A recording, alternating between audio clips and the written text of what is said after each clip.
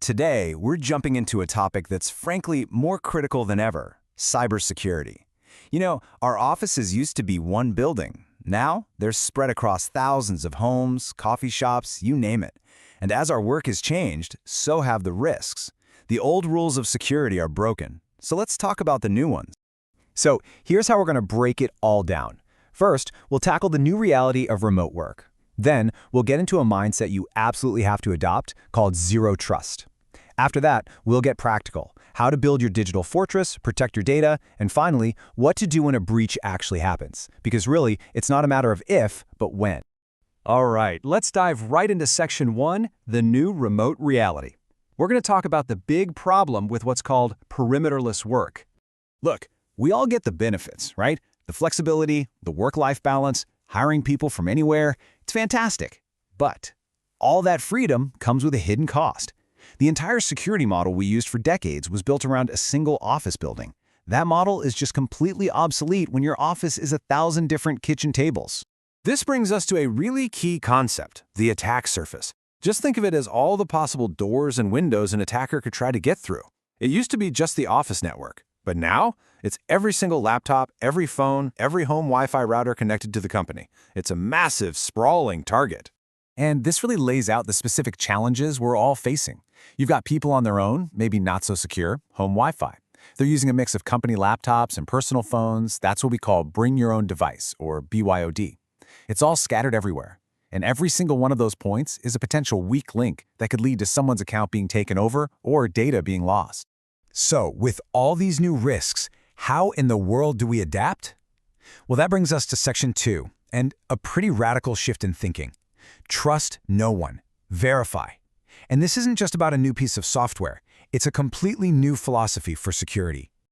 So here it is, the core idea, the zero trust model. The old way was simple. If you were inside the office network, you were trusted.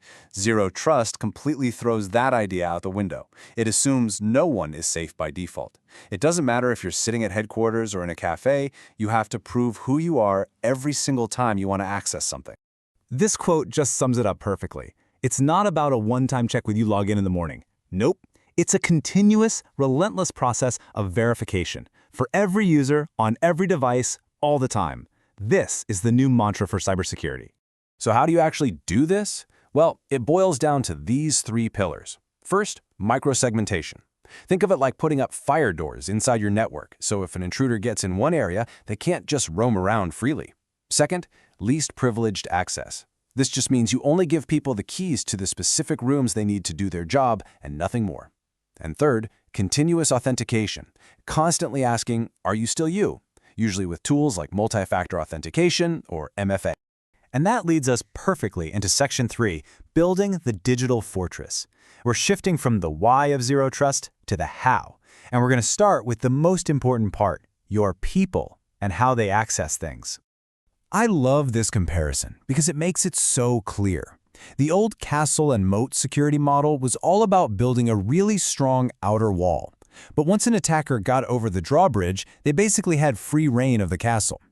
Zero trust is totally different. It assumes the attacker is already inside. So now you have to check IDs at every single door in every single hallway, no exceptions. So your first line of defense is all about identity and access management, basically controlling who gets in and what they're allowed to touch.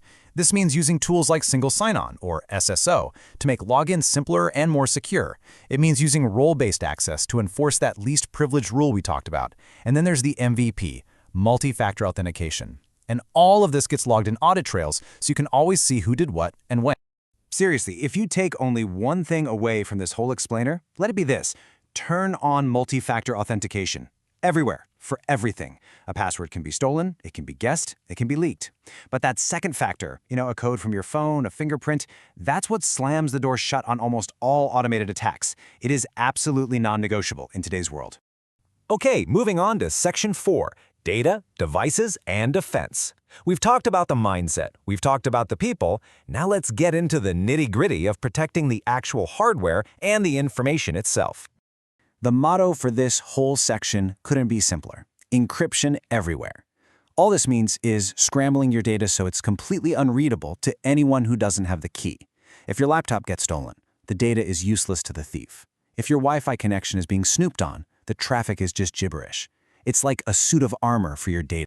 So here is your practical get-it-done checklist. First, turn on full disk encryption on your computer. It's already built in, whether you use Windows or a Mac. Second, for the love of all that is holy, use a password manager. Stop reusing passwords. For companies, use something called Mobile Device Management, or MDM, to keep all devices secure. For everyone, use a secure connection like a VPN, especially on that sketchy public Wi-Fi. And finally, the easiest one of all, keep your software updated. And we also have to think beyond that old antivirus software you've had for years. The next generation is something called Endpoint Detection and Response, or EDR. Think of it like this. Traditional antivirus is like a security guard with a photo of a known criminal. EDR is more like a detective, actively patrolling and looking for any suspicious behavior, which means it can catch brand new attacks that no one has ever seen before. And now for our final section, the breach plan. I know this sounds a little doom and gloom, but it's just the reality of modern security. The goal isn't just to stop every single attack. It's to be ready for the day when one finally gets through. It's about being prepared, not paranoid. The key word here is resilience. Having a plan for when things go wrong doesn't mean you've failed. It means you're a professional. No defense is 100% perfect. The true measure of your security is how quickly and how effectively you can bounce back when an attack does succeed. So what's the playbook when the alarm bells go off? It's really just 4 steps. First, isolate. Unplug the compromised machine from the network immediately to stop the bleeding. Second, notify.